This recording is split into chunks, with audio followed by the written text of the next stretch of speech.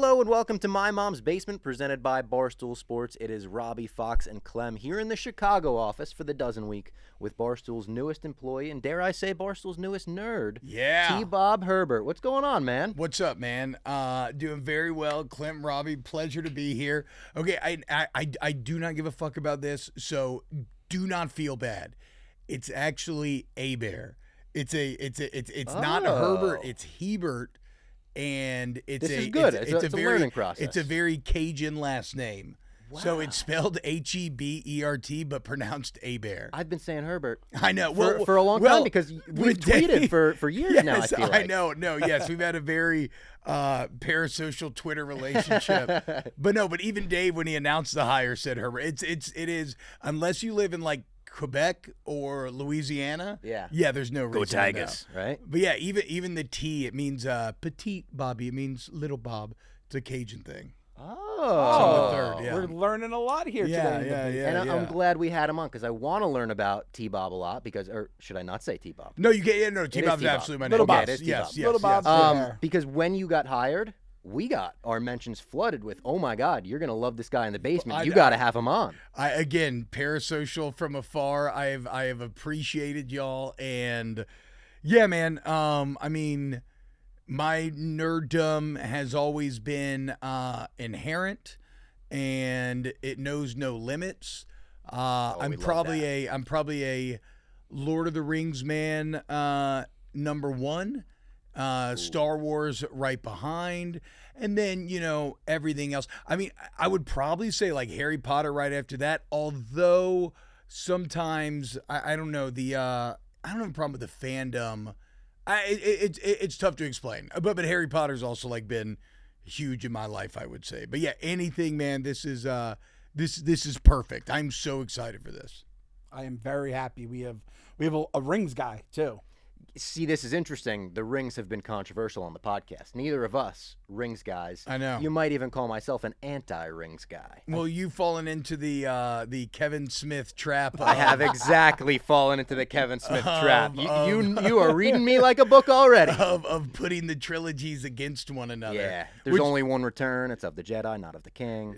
I was actually had such a good Father's Day. My family had to leave to go on vacation, and so I was like, I got nothing to do, so I ate a big gummy. I walked around a forest for hours. I got out. I ate a massive $50 worth of Chinese alone, and then I watched Mallrats. It was I'm wearing fantastic. The Mallrats shirt right now. Oh shit! How crazy is that? I might have been watching it the same time you were because I just watched it. He just texted me the other night that he was watching it. Yeah, I had not seen it in a very long time. It's one of my favorite movies good, ever. dude. It is so good.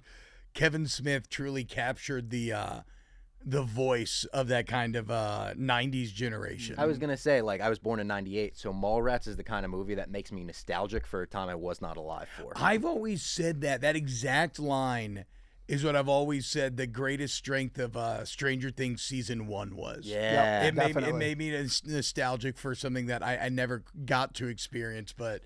and are you still in on Stranger Things? You like that show? Yeah, absolutely. Cool, because we were talking about it's getting a lot of hate. They just announced season 5, but we're still pretty excited for season 5. Well, it's a weird thing where last season was really good. Yeah, it was great. But it is a long time between seasons, and it's funny because Stranger Things has been around so long that I feel that at first it was kind of at the forefront of when Netflix was like, oh shit, when something comes out, you can just binge it. Yeah. You can watch it all. But now I think we're kind of rubber banding back to where I prefer staggered releases because you have those pop culture touchstones where everybody's on the same base. You don't have to do the oh, have you seen Stranger Things? Well, how deep are you? Okay, You've only seen this episode. So it's I think it's almost like what's hurting Stranger Things probably more than anything is kind of nothing to do with the actual show. I agree. It's like the dynamics around the schedule and the time. But yeah, I'm holiday releases are weird. Puberty kids are just shooting up in age. Yeah, even if they're all getting very old. If they had shot it at least within a reasonable time frame, they still would just be getting so much older so quick. Dude. And I'm not a huge Harry Potter guy, but I like the movies. I watched them all for the first time 2 or 3 years ago, so it was kind of a recent thing for me. But I'm almost worried about the HBO show based on like the Stranger Things schedule of like, are they going to be able to do 7 books or 7 seasons or 7 years worth of a show in that time frame before the kids grow up? I don't know. I will say though, I am loving all of the casting for that show. I think where I become a bit concerned is because like Harry Potter, the books, I will never forget. It was book fair week. I was probably 9 or 10 years old.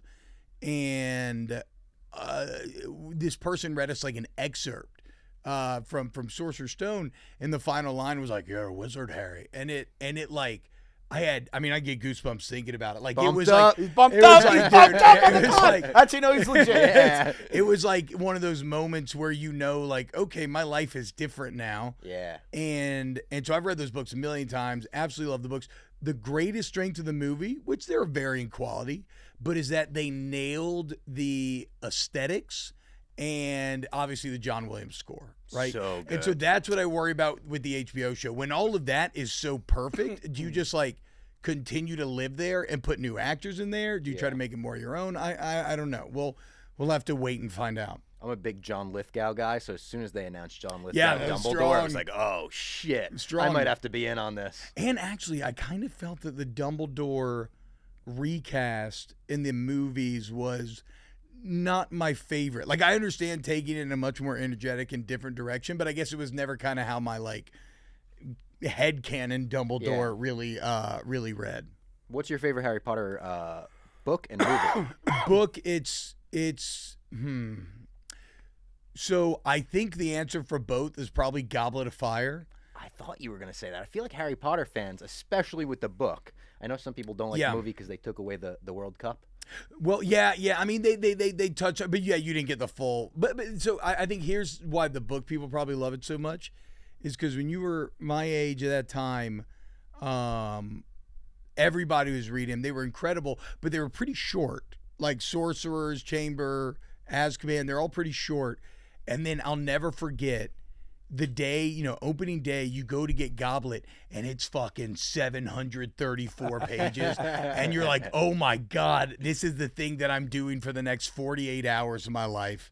I remember I was were in. you the kind of kid you would read it as fast as you possibly? Oh yeah, could, I would like, lock myself in the I room had till it cousins was like done. that. Yeah. So I remember my mom is from North Louisiana, which is very like country, and she grew up Pentecostal, and so it had just come out, and I was in the midst of reading it, so I was taking it everywhere with me, and we're at church, and this Pentecostal pastor is delivering an entire sermon just demonizing the witchcraft of Harry Potter as I'm sitting on the book in the pew. Was it burning? I'm like sweating. I'm like, oh shit, dude. Does he know that I have this right now? But I will say Sorcerers is like, the book is like, it's like comfort food. I've probably read it like 10 times. It's just like, it's so easy, so good, so snappy. And the Goblet of Fire movie was one of the first movies I had TiVo'd in high school. And so I you used could to go back and watch it over just and getting over high again. and watching Goblet like a million times. So yeah, that'd probably be my favorite. And that was before it got like too dark. Yeah. Like the world That's kind of really the term, right? expanded. Like, but yeah, the it ending of really that movie. expanded. Yes, exactly. And I then love it got that movie serious. too. I remember seeing that movie when it came out, and weirdly, I saw 1, I saw 2, I liked both of them, and then I just didn't see 3, which at this point is my favorite movie. Yeah, Azkaban's great. I love Gary Oldman in it. Shout out Gary Oldman, got knighted this week, Sir Gary Oldman. Fuck yes. But I loved like the time travel stuff in Azkaban and everything. But seeing Goblet of Fire, my I don't know, I was probably 8 or 9 years old. My brain just went to his hair is longer. He's so much. Yeah, they're cooler so now. cool. Yeah. That was like a huge deal at the time when Harry's got long hair. Who directed 3? Was it Curion? What's his name? Alfonso, the guy who did Gravity. Yeah, it is. Right? So, and I remember he got them out of the robes and into Muggle clothes, and they had long hair, and everybody's like, "Oh, look how cool they are now." But yeah, so that was one moment. Me and Clem were talking off air. Probably the most formative moment of my nerd life was, there's a couple with Lord of the Rings. I was 11 years old when Rings came out, and I didn't know anything about it. I'd read The Hobbit. I tried to read the books, but I think I was a bit too young for them. And I went to the theater, not fully knowing what to expect at noon. And it was the same type of experience that you hear about people talk about seeing New Hope when they were a kid. Like, I left that movie with my hair on fire. Like, I was so blown away. I immediately left. I made my sister take me back that same day and watched it again 8 to midnight. That is incredible. I love that movie. And then, like, you had the extended edition with the appendices, which is probably the greatest accomplishment of those DVDs. They have about 8 hours of extras for every movie that are just mind-blowing. And then with Star Wars, what hooked me there is when they re-released them in theaters in the 90s, my old man took me out of school, and he let me skip school to go watch it with him. And then we went to Toys R Us, and I'm a very spoiled kid. My dad played in the NFL, and this was like one of the most like NFL dad moments ever, where we go to Toys R Us. He's like, you can get one thing, and I can't remember what I picked, but then he was like, okay, yeah. He was like, but look, if you get that, then you need to get this, and if we get this, then we need to get that. I literally left with one of every fucking toy that they had. Again, bumped up. And your life changes yes, at that moment. No, dude, it was like, and so I've held on to him. I don't have all the accessories, but I've held on to him for 25 years. And now that he moved to Chicago, I was going through all my old stuff, and so I found them all. I saw the video you posted. Yeah. I found that's everybody who survived, and so now I've passed it down to my kids. I love that. So they have all the old 90s action figures. Power of the Force figures, the same figures that I got passed down from my older brother and like I played with growing up. And the ones I lost, I'll tell you, I bought my son who's 7. I went on eBay and I'm buying all the Power of the Force ones again. Let's go. And they're really not too crazy. It's no, like they're not. They're all still pretty cheap. And like, when you open it up, you don't feel like you're, taking $100. These aren't like the original Kenner. Yeah. Wasn't the story back in the day that like that Christmas season you couldn't get him, but everybody got like the pictures of it? The early bird special. Like they called it. This is coming. Don't worry. Just you hold bought your you water. bought a piece of cardboard and sent it in. Yeah, hell yeah, dude. Before we go any further, we got to tell everyone about Game Time because baseball is back. There's nothing like getting to a baseball game, especially last minute. And lucky for us, we always use Game Time, the official ticketing partner of Barstool Sports. They make getting tickets faster and easier. Prices on the app actually go down the closer it gets to showtime as well. And the Game Time Picks feature makes it even easier to find great deals on the seats you want. If we're looking at Cubs tickets for this week, you can go see Cubs as we're recording this. It's Tuesday. $42 gets you into Wrigley. Tomorrow, $44. And on a Thursday night game or Thursday afternoon game, you get in for $71. That's not even bad. Game Time is the absolute best. We love it here at Barstool. And you can put those savings back in your pocket and spend them at the ballpark on a hot dog, a new hat, or some good old-fashioned Cracker Jacks. What are you waiting for? Get those Cubs tickets now with Game Time Picks. Take the guesswork out of buying tickets with Game Time. Download the Game Time app, create an account, and use code MMB for My Mom's Basement for $20 off your first purchase. Terms apply. Again, create an account and redeem code MMB for $20 off. I think the listeners, after that first segment there, are like, what did we say last time? There's ball knowers, and in the basement we call them book knowers. Yeah, book This knowers. guy knows book. knower. This guy knows book and you know what I love is we don't often talk Harry Potter, almost never in the basement. Hearing someone talk about what they're passionate about, no matter what it is, that's what the basement's all about. So this is something that I also agree and have talked about many times through the years, which is like I don't have to be into something to talk to somebody about something. I just like to talk to people who are so very clearly nerdy about something. And it's funny, right? Like, so I've been in like traditional sports media, and like we're on Radio Row, the Super Bowl and everything. And all it is, it's just Comic-Con, but for NFL nerds. Yes. It's just the same shit. So it's just, it's just different. Like, it's like, like guys dressing up to go to NFL games. Yeah. I mean, that's no different than anything that we do. That's the biggest thing for me, like when it was the nerd culture, and even at Barstool when it started here, there's only a few guys. Like Big Cat doesn't get into this stuff as much. Dave, you wouldn't know as a Star Wars fan. I He just know. became one somewhat more recently with the sequels of all things. KFC was definitely a nerd growing up. But it's like, just pull it back for a sec, guys. The things that are cool and the jock stuff, that's guys playing a game, a kid's game. And they're dressed in ridiculous clothes if you weren't from this country. Also, speaking of guys playing a kid's game, as I'm like putting it together, I'm like, wait, Hebert. I know an Hebert. Oh wait, Little Bob. I was like, Bobby Hebert. I watched him play football. Like, I grew up on the 90s, and that's the old man right there. Yeah, I didn't even put that together. Wow. The Cajun Cannon. Yeah, man. The Cajun Cannon was your dad's nickname? Yeah, and that is amazing. I know. Holy shit. What team did he play for? He played for the same. No. It's all good. He so out of college, he went to a small school, and then he started in the USFL actually. Okay. So he played for the Panthers. They won the first ever USFL championship. Then it was the Invaders, and then when he went to the NFL, he played for the Saints forever. Oh, and that's when they had, like, in the late 80s. They were, because, the Saints are god-awful franchise normally. But that was their first run of success. They had a sick defense, dome patrol, made the playoffs. So it was pretty fucking cool because it was like, here's his hometown kid, Cajun dude, cut off Louisiana. Like, my grandpa's first language was French. Wow. And then he was a Saints quarterback forever. And then in the ultimate mercenary move, he went to Atlanta.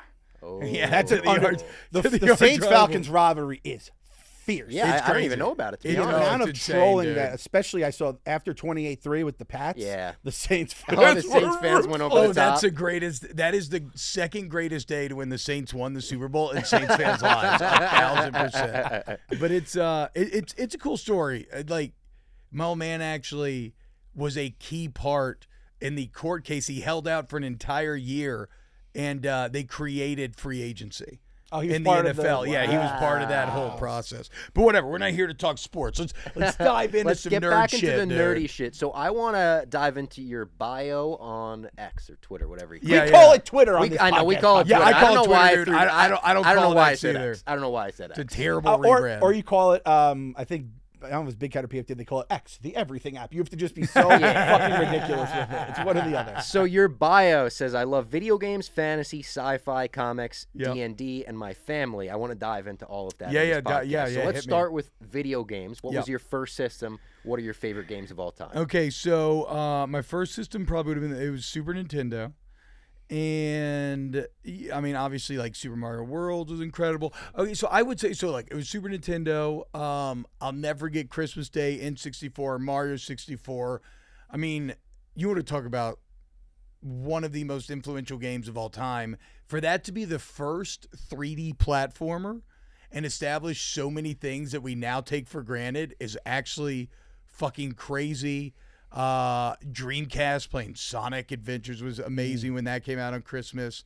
Obviously PS2, that's in the Hall of Fame. I would say Final Fantasy X is probably my favorite PS2 game ever. I've actually never played 7 still to this day. I'm a diehard 7. Yeah, I basically was 1, 2, 3 because I'm old, and then 7, and then I was like, I'm done. Like you retired. I retired. I remember watching my one of my best friends play. I can't remember if it was 1, 2, 3, but the early ones on Super Nintendo, and us like sitting in the room together and everything. Harvest Moon 64 is one of my favorite games, which that'll make sense more in a minute. Then we got to college, where the Xbox 360 basically defined everyone's college. The GOAT, right? I think, the GOAT system. And college is LSU? Yeah, college is LSU. Yeah. Yeah, I grew up in Georgia since the Falcons thing, but all my family's from Louisiana. And I was raised diehard LSU, so when I got the chance to go play there, like, I knew I was going to go there. But yeah, so 360, I was always a Gears man. I loved Gears of War 1. It's making a little comeback right now, right? Yeah, it's about to be released on Sony, which I played, which is crazy. Oh, wow. Yeah, the full collection. So, but like, yeah, Gears 1 in my senior year of high school. Gears 3 in the middle of college, one of my favorite games ever. I enjoyed the Call of Duties quite a bit. I would not put them above Gears for myself. And then what about Halo? You ever get into Halo as a 360 man? I played a lot of Halo 1, and I played a lot of it. Halo 2 was the first ever competitive online multiplayer shooter that I played a bunch. I was not very good. And then I would say at the end of college, got very into League for a while, played a few years of League. Played multiple years of Hearthstone. I love competitive card games. But I love that real nerdy shit that even we don't get into. Yeah, my most played game though of all time is World of Warcraft, and it's probably not particularly close, specifically Classic. When Classic got re-released in 19, some of my favorite gaming memories of my life. I went all in. joined a guild, was raiding every week, got full tier 2 armor out of Blackwing Lair. And that's a dragon that I am constantly chasing, but never. So like about once a year, I refall into a WoW addiction for a little bit. But I love it. But I've got 3 kids now, and so now like some of the my gaming time is kind of at a low, but it's also just taking on a different form. So it's all about like multiplayer shoes. Now though, with the kids, single players play well. My daughter's starting to play, which is cool because like we can play together now, Clem which plays is pretty with his kids. wild. I play with Clem's kids as well. Yeah. On Fortnite. We did a stream the together. Star Yeah. Wars. I wanted to see the Star Wars Yeah. It Fortnite was out of stuff, this dude. world. It was pretty sick. Even as a non-Fortnite guy, I was like, this is pretty fucking cool. AI Vader was very funny at the beginning. Shout out to the listeners who had AI Vader like shouting out my mom's basement for us. no That was way, hysterical. dude. I think I've told them maybe my World of Warcraft story in the podcast before. I watched the South Park episode. Yep, Where great episode. It's amazing, and they make World of Warcraft also look so much fun, like Yep. playing it with your friends, even though it gets to that ridiculous, like, shitting in a pan level. And I said to my mom, like, all right, I have 5 games I want to trade in at GameStop, and I'll go get World of Warcraft. We get it. She's like, I want to make sure this doesn't give us a virus on the computer, so I'll help you set it up. And she realized it was like a monthly fee to play online. $15 And a immediately month. she was like, we're going to pay $15 a month for this game? No. We're going to bring this back, and you're going to pick a different game for Xbox. So I still, to this day, have never played World of Warcraft, and I feel like I'm almost too far gone now. I'm 26 years old, about to turn 27. I'm like... I mean, it's you definitely should not play retail. That's like the modern version of the game. Classic is still, I think, it's There's still a lot of people playing it online? Oh, yeah. I mean, WoW is king, dude. Nothing is... Final Fantasy's had moments, but no MMO has come close to beating WoW yet. I love MMOs, though, dude. This is. I feel like we're filling holes in the basement right now. Like, we have a couple potholes. WoW is one that we never got into, and here we go. We're filling that pothole. Potter, WoW, even the rings. There's some spots open there for sure. So the next one on your Twitter bio says fantasy sci-fi. Yeah. Would you say more into fantasy than sci-fi because of the rings thing, or is it kind of? I would say I'm fantasy first, but also like Star Wars is more fantasy than sci-fi in my opinion. It's interesting. It's like a fantasy story painted as a sci-fi. Yes, exactly right. Like when I think of like sci-fi, I think of like Star Trek or like Alien, like real like technical sciencey shit. But I do agree, it's like a fairy tale painted as. Well, I mean, space, it's fucking you find the old hermit wizard and you have to go rescue the princess. It's like the Force is just magic. We're just talking about magic there. It's midichlorians in your blood. No, but so I'm probably fantasy first, then sci-fi. I just and hence the D&D love as well. Yeah, and we'll get into that as well. Love the idea. That's another pothole for us.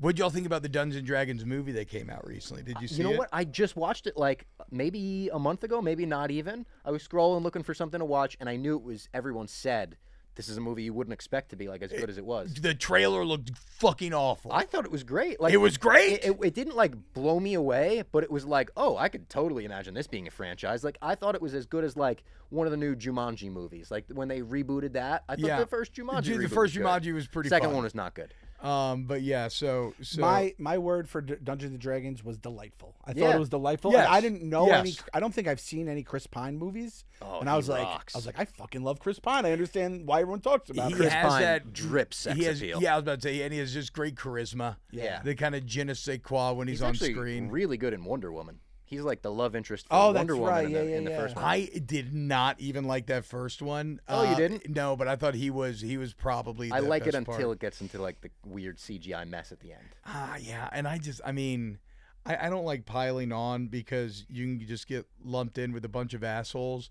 But unfortunately, man, Gal Gadot, I'm with you there. Not great. She's not great. It's a struggle, dude. T-Bob, it's like, in case this hasn't, the first, half hours improved to you, T-Bob, even though, like, I don't want to get lumped with the asshole. Like, he knows the toxic fan base. And all the notes they had. Like, we've all been there, that's for sure. So when it comes to Star Wars, we had our friend Jose on last week, and Clem asked him this question. I thought it would be a good question for you as well. Where do you stand on the prequels and the sequels? So, okay, so I'm a child of the prequels. Yep. And I love them. I can recognize their flaws, of which certainly there are many. You know, I think when you're talking about Lucas and dialogue, yep, and maybe getting emotion out of actors, it's not necessarily his strong suit. And so the entire Attack of the Clones romance scenes are pretty fucking wooden, unbearably awkward. Yeah, like pretty bad. But I think time has been kind to the prequels, part nostalgia, but also part like, okay, you can kind of see Lucas's, because this is the thing about Lucas is he is someone who defined himself by pushing boundaries, not just like on the screen, but in the tech behind it. Mm-hmm. Like why we have THX sound, that was because of him for that original trilogy. So yes, in the prequels, was it vastly different? Was it maybe over digital in some ways? Yes, but he also created digital film. Yeah. Did you watch digital editing? Did you watch the ILM? Oh yeah. We've been talking about it. That's incredible. my fucking shit. Yeah. I love behind the scenes making of stuff. Honestly, like the behind the scenes on Revenge of the Sith DVD. When I was a kid, I watched all the behind-the-scenes stuff, and I said, I want to go to film school. I want to be a director. Like, it was instant, like, I want to be creative because that looks so much fun. That was me with Lord of the lightsaber Rings. battles. Like, when you said that about Lord of the Rings, the 8 hours of special effects, or special features, I was like, fuck, that's like what got me into Star Wars as hardcore as I was as well. And it's something that we're missing now in streaming. Like, we have Disney Plus, and I feel like we're still getting less behind the scenes and bonus features. I know. So I think there's a few, like, so the ILM one is definitely something everybody check out. And the motherfucking John Williams documentary. Yes. We did a full recap on this. I got bumped up. That's great. And for Marvel, the assembled series is okay, but I feel like it's very surface level. You ever watch that? No. So I've fallen away from Marvel a bit. Okay, that's good because the next one on your bio is comics. And my question was going to be, do you lean Marvel, DC? Are you into the movies as much as the comics? I grew up a DC fan. Okay. And I was a Green Lantern fan first and foremost. Green Lantern first and foremost. Yeah. That's another fucking hole that we had. I know, another one. And it's especially weird because I grew up on Kyle Rayner, Green Lantern, who is very much a product of the 90s, and everybody else like loves Hal Jordan. Or John Stewart. Yeah, or John Stewart. Yeah. John Stewart's cool, but like Kyle Rayner to me was so cool because the GL Corps had been destroyed by Hal's parallax and everything. He was the last Green Lantern, and he was a fucking comic book artist living in New York City. And so it was no longer baseball bats and trains. He would create like samurai mech warriors with the ring and shit. Like he would do wild shit. He was really letting the artist just like flex. So you got to be stoked for the Lantern series. I actually don't know much about it. The problem is they're never going to make a Kyle Rayner movie. You know what the crazy thing is that fucking Guy Gardner's in the new Superman which movie. I love. Like, you would also never expect that. And nobody is better at making obscure comic characters work than James Gunn. Preach. And Guy Gardner is such an asshole. But that's the point. And I love him. And Nathan Fillion is perfect casting. So the Lantern series is like Damon Lindelof is involved with another one of the guys that did the Watchmen HBO series. Okay. And they said it's mainly inspired by True Detective. Well, I mean, to be fair, Lanterns are space cops. Yep. And I think they're doing Sinestro right off the bat. Sinestro season 1. Oh, let's go, Yeah. dude. You're getting them hyped live on the pod right now. I'm stoked for it. 'Cause did you watch Rebel Ridge? We also are very high on this guy, Aaron Pierre from Rebel Ridge. What is Rebel Pierce, Ridge? Isn't it Pierce? Aaron Pierre, I think. Is his it name Pierre? is. I think. What is I could Rebel look it up. Ridge? I don't know. It's a straight to Netflix movie that's kind of just like it's a cool revenge movie. And this guy Aaron Pierre is the lead, and he's just hell yeah, I'll check it badass. out, dude. It's basically cops wrong this guy, and he goes back and fucking It's gets revenge on the Rambo cops. in the South. Is it Yeah. the They South? drew first blood. And really good. It's modern day, very good. Came Very out good movie. like end of last year, I think, or maybe even beginning of this year. Okay, so I don't want to get so I want to dive into the prequels. So I love the prequels. They are deeply flawed. I think Phantom is actually pretty incredible. The pod race scene specifically, I think, is probably a top 5 Star Wars sequence of all time. I think that Duel of the Fates at the end, and the Filoni breakdown of Duel of the Fates, where he's like really explaining what's actually at play is pretty genius. I saw Clones. I had a funny year in my life where I saw Clones, Two Towers, and Spider-Man 2 5 times in theaters each. It was all second movies, and I was a kid. I had nothing better to do. And then Revenge of the Sith is obviously just objectively really good, really awesome. And the turn of Anakin has really been strengthened and reinforced by Clone Wars and everything else. So, we didn't even get into the sequels then, And then sequels, I loved Force Awakens. I felt like it set the table so nicely. And I know that really it was just a retelling of New Hope, but it kind of had an interesting thing where it's like you zoom out and it's kind of New Hope, but when you zoomed in, a lot of things were flipped on its head, right? Like Luke wanted to get out of Tatooine. Rey was a bit more reluctant. She wanted to wait. She wanted to meet her parents. The Death Star originally was a weapon of peace and control and order. How they use it in Force Awakens, it's a chaos agent. They're destabilizing everything, right? So I thought I thought the characters that they established were so damn good. And then we get to Last Jedi, and I was head over heels. I fucking love Last Jedi. I know. I heard Clip told me talked that. about it. No, I am. It's honestly, it's perfect. I think the Canto Bight sojourn kind of loses its way a little bit. I think probably the weakest point of the movie is they didn't feel it exactly knew what to do with Finn. But the Luke story, I actually believe, is handled perfectly. Because he's a broken man who has, tucked himself away. Well, who did he learn from?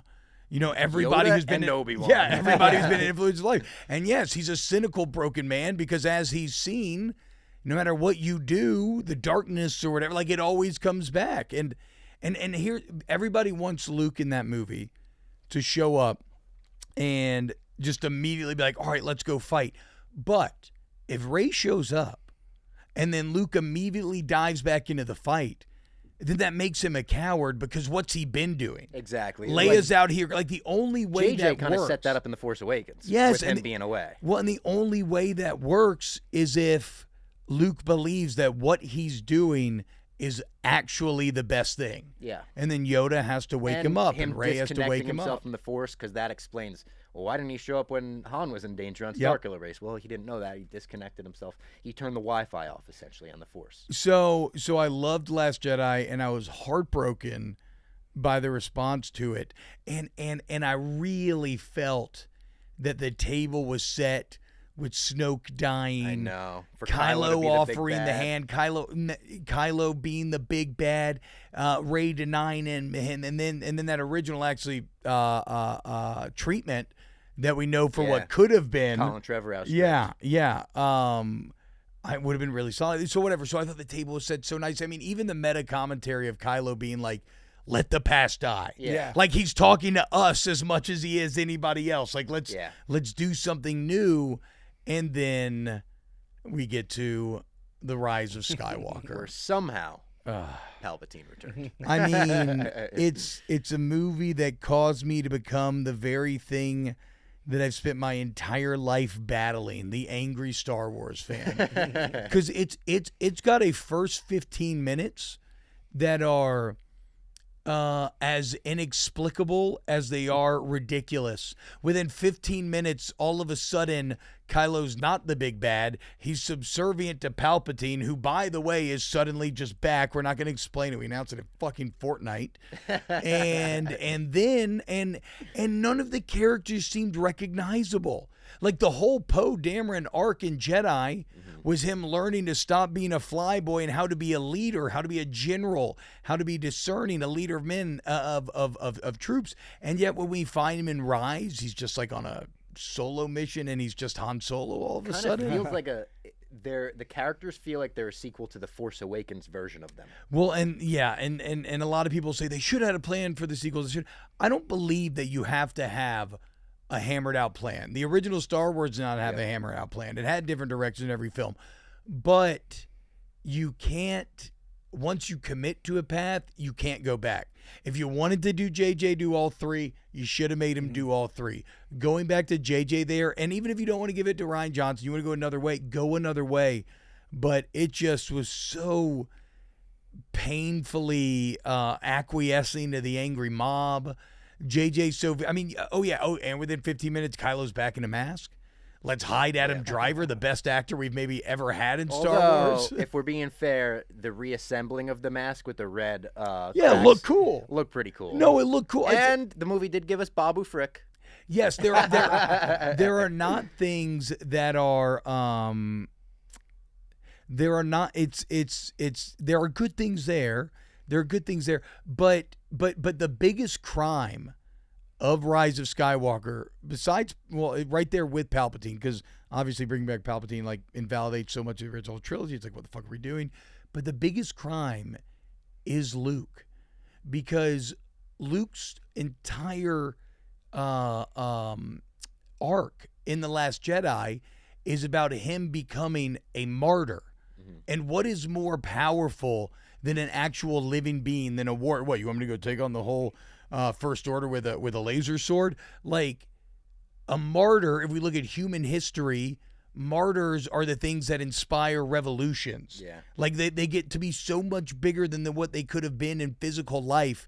And so for Luke's death to not be the rallying cry that inspires a revolution, I thought was just And they kind of set insane. that up with the broom kid scene at the end of Last Jedi. Exactly. We're talking about the legend of what he did next. Exactly. Yeah. That's what I'm saying. So the table was so set, and it's such a bummer that in this epic modern mythological tale that's played out over half of a century, that's the bookend that we'll always have. But I'm also a believer that, like, look, George R. R. Martin will never finish Game of Thrones, but I'm still happier for having read those books anyway. Yeah. So it's like I still love it, but yes, I'm deeply disappointed in Rise of Skywalker. Let's also tell everyone about another sponsor, New Amsterdam Vodka, the official vodka of Barstool Sports. Also, the official vodka of the UFC, which has a great month of fights in June. Every single card in June is amazing, and honestly, July as well.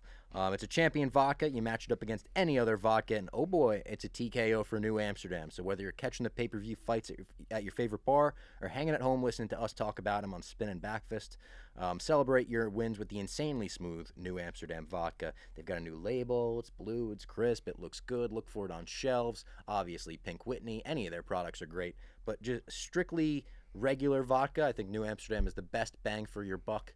And it's the best vodka out there. Find your wins with New Amsterdam vodka. Shout out New Amsterdam. All right, so the next thing on your bio, D&D. Yep. We might need you to teach me and Clem a thing or two about D&D, because we talked about D&D years ago. Pardon My Take started doing their D&D episodes. We said we don't want to like rip their thing. We can't call on Tim Woods and have him lead us through D&D. We both think we would like it if we got into it. Now, I did D&D. When you were a kid, When right? I was a kid, and I loved it.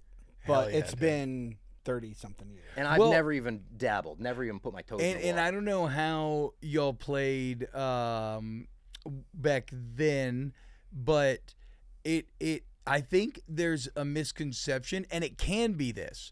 D&D begin a lot of things, but I think there's a misconception that it's like very rules heavy, and you have to like, you have to know all of these systems. That's not the case. Now, I haven't played much 6th edition, but in 5th edition, it's just not the case. Like, with a good DM who knows what he's doing, you could have never picked up a dice in your entire life, and you'll have an incredible time. All it is improv storytelling.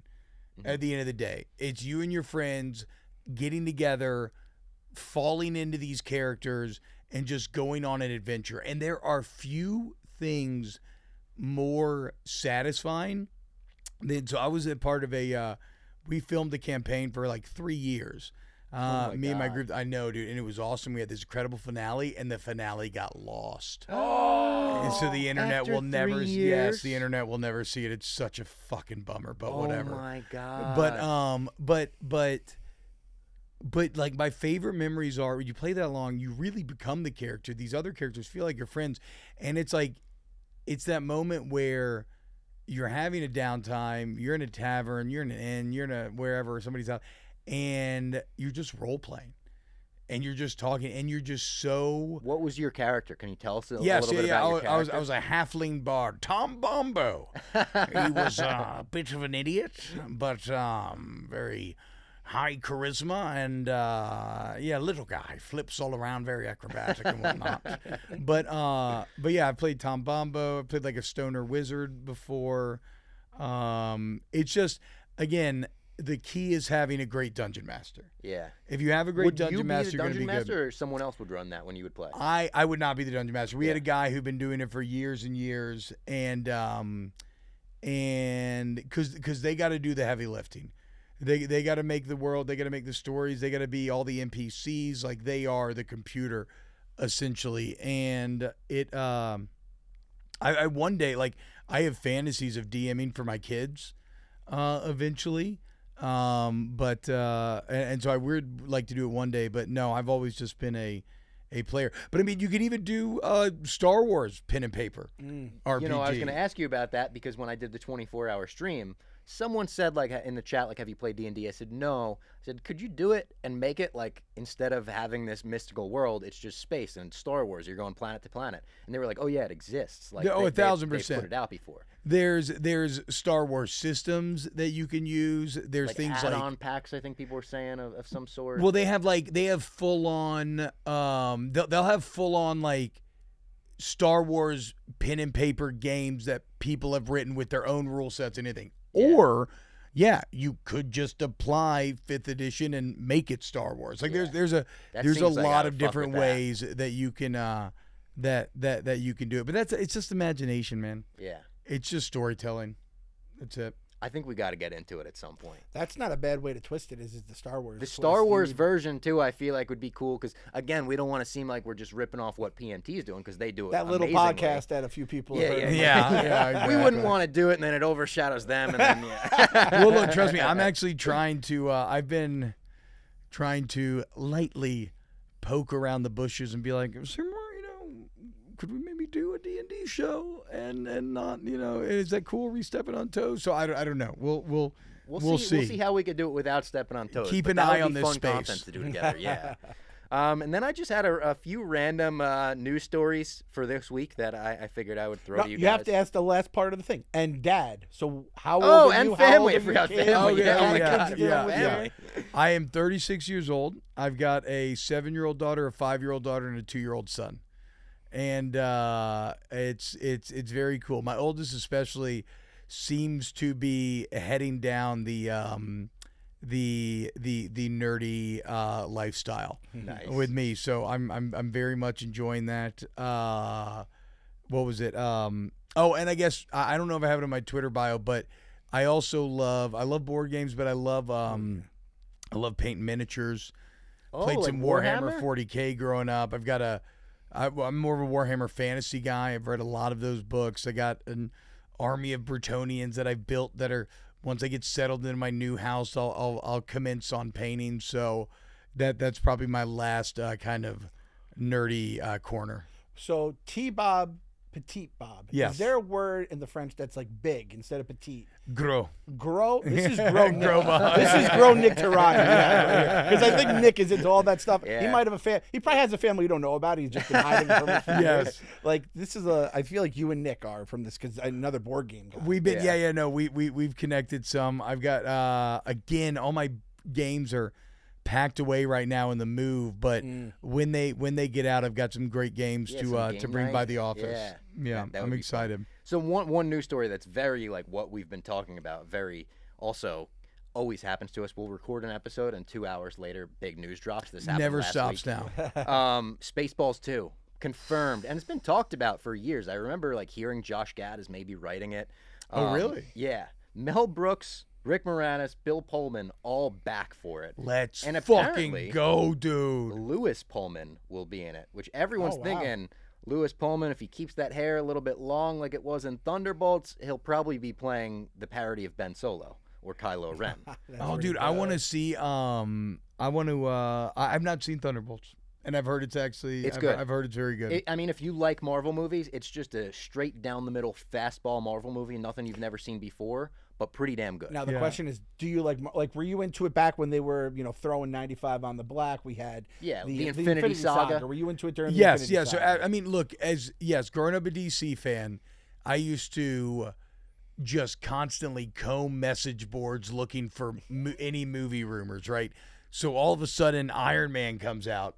Yeah. I'm like, what the fuck, dude? And then I just remember being blown away. And I could be wrong here, but I feel like Favreau was at the forefront of this idea of making all of these different movies and then putting all the main actors together in the Avengers, which to a lot of younger listeners, probably you take that for granted now. Yeah. But that was like revolutionary. Couldn't fathom it. At the time. Couldn't fathom the original Avengers movie. Almost you couldn't fathom the Incredible Hulk post-credit scene where it's like, wait, you're talking about the Incredible Hulk and Tony Stark on screen together, and then we watch Endgame and you get 500 superheroes on screen together where you're like, how the fuck did they pull this off? So I loved it all through the Infinity Saga, and there's still some great highlights. I mean, Spider-Man No Way Home was Guardians 3. Fantastic, impossible not to enjoy, especially if you grew up on those Tobey Spider-Mans like I did.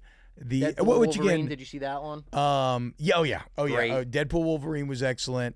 Obviously Logan was awesome back in the day. Also, I mentioned Iron Man, but like the Raimi Spider-Mans. 3's totally. Whatever, but 1 and 2, so fucking good. Those are like the first movies I could remember seeing in theaters. I think the first Spider-Man. I'll never forget seeing the trailer when he strings up the helicopter between the two towers, which they later had to get rid of for obvious reasons. But early X-Men.